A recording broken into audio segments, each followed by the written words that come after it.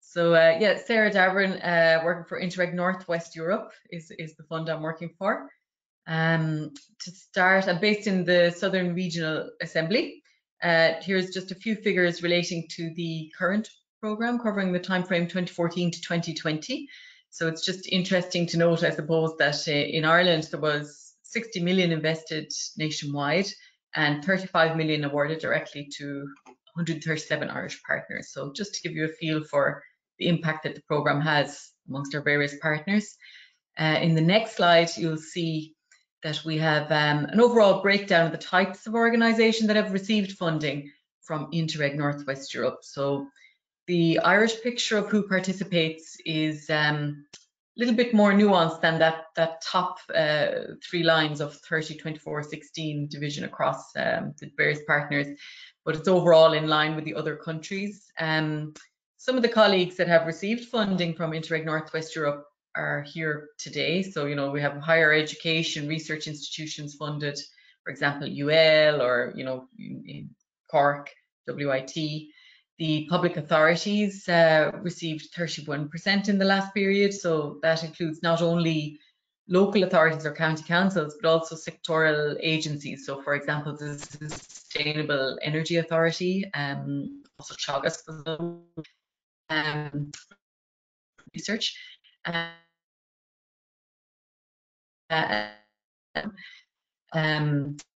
And then the interest groups, which includes quite a few community development groups, energy cooperatives, and so on. So a nice spread across different types of partner have been included. The next slide shows where the funded partners are located. So the darker oranges in Ireland show how well we've performed in terms of the number of partners involved in the projects, and you can see that across the various countries there. And the slide after that similarly shows how much the various countries and regions were awarded. So the darker the colour, the more funding that was received. And you can see that in Ireland we've received quite a lot of funding relative to the other countries involved. So we have good form in INTERREG Northwest Europe. The next slide just kind of gives a rundown on the expected results from the current funding period. So, you know, all of those funds have been put to good use, and here's some of the expected outcomes. You know, we'll have decreased energy consumption, public buildings, decreased greenhouse gas emissions, and improved household energy ratings. The next slide just goes on to describe some more expected results. So we have more social innovation, more enterprises supported, and more jobs created. So that's the current period. As we go to the next slide, I'll start to describe a bit about the future programme, which is, I suppose, why most of us are here today. So quick overview, the EU area covered, maybe go back one there, Catherine, sorry. Yeah, so the EU area covered is 7 countries in the northwest of Europe are eligible to apply. So we have Belgium, France, Germany, Ireland, Luxembourg, Netherlands, and Switzerland. From an Irish perspective, all counties are eligible. Just note that not all of France and not all of Germany are covered, so it goes by region. Compared to the last programming period, we've actually added new areas of Germany, and now all of Holland is eligible, and of course the UK is now not eligible. If in doubt, you'll find this map and all the eligibility criteria details on our website. In the next slide, just to have a quick look at the funding. So the EU INTERREG funding basically finances multi-country cooperation. So projects need to bring together partners from at least 3 different countries, and of which 2 need to be from within the area, marked in blue there. There'll be an overall budget of 703 million, and of which 60% will come from the EU. So this is the co-funding, the famous co-funding. So this is extrapolated at project level. Each project would receive 60% of the funding and must bring 40% to the project. The next slide is this arrow image. Just gives you the timeline from the first call for proposals, which will be launched now in March. So we think the launch date will be 22nd of March, and it goes all the way to the project start date which would be around February 2023, around 11 months for the whole process. There will be 2 steps in the application process. So the first step is lighter, and the closing date for that will be 15th of June this year. It's around 8 to 10 pages. The evaluation would be ready for that by the end of the summer, and if you're selected, you proceed to step 2. But you know, that's very soon, and as Patrick and David just kind of pointed out, you know, you need to be nearly ready now to apply for that first step, the 15th of June deadline. It's not that demanding in terms of the document, but you need to have your co-funding in place and your partners identified. And if you feel not ready, you know, no panic. There will be calls organised every 9 months approximately. And our second call this year will be opening in November. So the next slide just kind of goes over the thematic focus. So we have 5 key priority areas. We have climate and environment, energy transition, circular economy, innovation and resilience, and inclusive society. So, you know, those are the main big pillars, similar again to the other programs presented today. But the next slide kind of just explains a little bit how within each priority area, there's the first 3 there. In the pink boxes, you'll see that there are specific objectives. So it's really recommended that you take a look at the fact sheets for each of these specific objectives.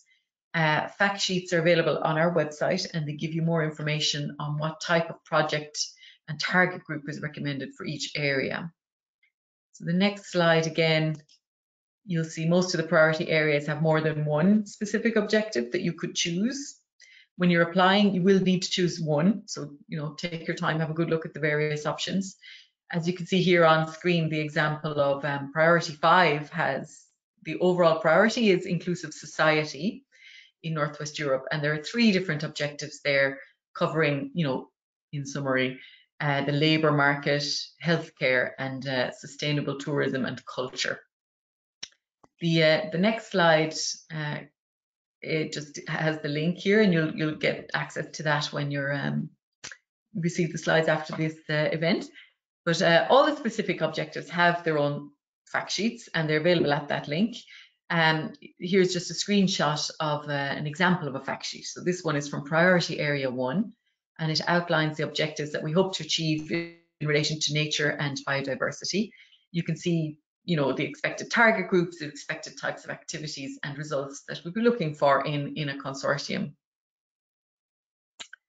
The next slide kind of just goes through what INTERREG Northwest Europe thinks would make an effective and a project worth selecting. So starting here with the need for a well-balanced consortium. So Patrick also noted this issue. So we're trying to get a mix of experiences and skills in a project in order to achieve the best possible results. That might be expected to include and cover the quadruple helix that Patrick also mentioned, of public, private, academia and civil society. So public might include, you know, local, regional, national authorities, government agencies.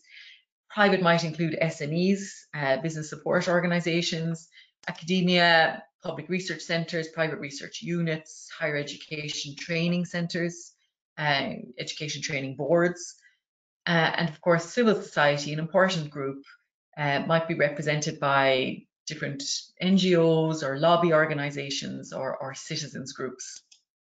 In the next slide, just kind of highlight that projects would be aiming for the rollout and uptake of results across all Northwest European areas seen on the map earlier. Projects should implement a combination of activities. So this is actually important, that, you know, would be joint strategies, testing of tools, upscaling of solutions, maybe building capacity or awareness raising, but not just one of these, a combination of these activities aiming to achieve the results for that specific objective, which you'll find on that fact sheet. In the next slide, we just kind of continue. A good project would specify why it's needed, of course, what territorial challenge and opportunities your project will address, so in the regions, what change or what project results will be seen in the Northwest European territories, the Interreg Northwest Europe also like to see the profile of the territories where you'll intervene. Is it rural? Is it urban, peri-urban?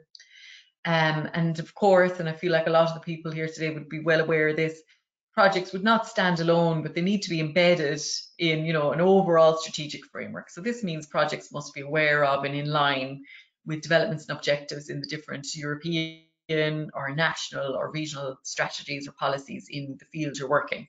You know, for example, the smart specialisation strategies, or I have there on the slide the Irish Climate Action Plan, or the regional spatial and economic strategy for the southern region, for example. The next slide just kind of, as we already mentioned, the right types of organizations would need to be involved, right target audiences. Strong partnership has the mix of experiences, you know, covering that quadruple helix. And I suppose a key bit, and that's been discussed in the other programs as well today, because we're all dealing with transnational projects. So apart from the eligibility requirement of the partners, so coming from at least 3 different countries and 2 need to be from within the area, what they're really looking for in Interreg Northwest Europe is the added value of the transnational approach. You know, so why isn't this just a project that's done only in Ireland, or only between Ireland and France, or only between 2 universities with Horizon Europe funding, for example? You know, you need to almost highlight early on the added value of the transnational reasoning. It's got to be well included in your work plan. So a project is not really transnational if it's just local. You know, the citizens in the 3 locations need to be seeing some benefit from the project, I suppose, is the main message. The next slide highlights that a strong proposal just needs to make that link between the specific objectives that are available in the fact sheets again. As mentioned previously, you can see the website for those. In addition to that link, your own project, of course, needs its own specific objectives, and they must be realistic and achievable. And of course, you know, you want to have your clear and measurable outputs and results. A good project would need to go beyond the existing situation in the field, and Interreg Northwest Europe is not aiming to attract basic researchers at early stage. So projects would need to be ready to develop and test and roll out during the project lifetime. And another key element is that long-term effects are very important for your proposal. So working towards impact after the project ends, and there must be clear activities for that included across your work packages. And the next slide just kind of highlights that a tool you might find interesting is the online community. So this is a space where you can find international partners or float ideas that you might have, browse ideas of others that are in the pipeline. So you can just go to the website there and register your organization and have a look around. It's a nice way to get a feel for other partners that might be looking for Irish people to include in their consortium. And the next slide, just a few key documents that are tips for everyone interested in submitting this year in particular. The step 1 application form, so the Word version of what you'll need to put into the online system. As Patrick mentioned, we'll be using that GEM system. The Word version of it is available on our website, so go and have a look and you'll see exactly what should be required to input when the call is launched on 22nd of March. Again, deadline not till 15th of June. The assessment criteria document, very important as well, that gives you the weighting for the different parts of the proposal, and you know, the decisions for funding would be granted based on this document. And of course, the eligibility criteria, including who can be a lead partner, country requirements, and so on, are all outlined very clearly here. So these 3 key documents are available on the Northwest Europe website. And just another bit of tips and kind of advice, feel free to reach out to me directly. I'd be happy to set up a short meeting to review your idea. Also recommend joining that applicant community that I mentioned earlier, the online community. And finally, do sign up for our mailing lists that are mentioned here. Is the best way to keep up to date for the events and get more tips for having a successful proposal. And just take the chance to highlight now as well that there will be a launch event on 31st of March, a webinar run by the Joint Secretariat of the INTERREG Northwest Europe, so the centralized webinar, and that will go in depth into what they expect in the project, and you'll hear maybe questions from other partners around Europe. Might be a chance to identify other partners as well. So do register for that event, and you might find it interesting. And then from an Irish point of view, I'll again very happy to set up bilateral short meetings to go through ideas. And if you have your idea a little bit more developed as time goes on, we can also have kind of, clinic, as we call them, clinic workshops, and go through with you and your partners any questions and things like that. So yeah, just go to the last slide there, you'll see my email address.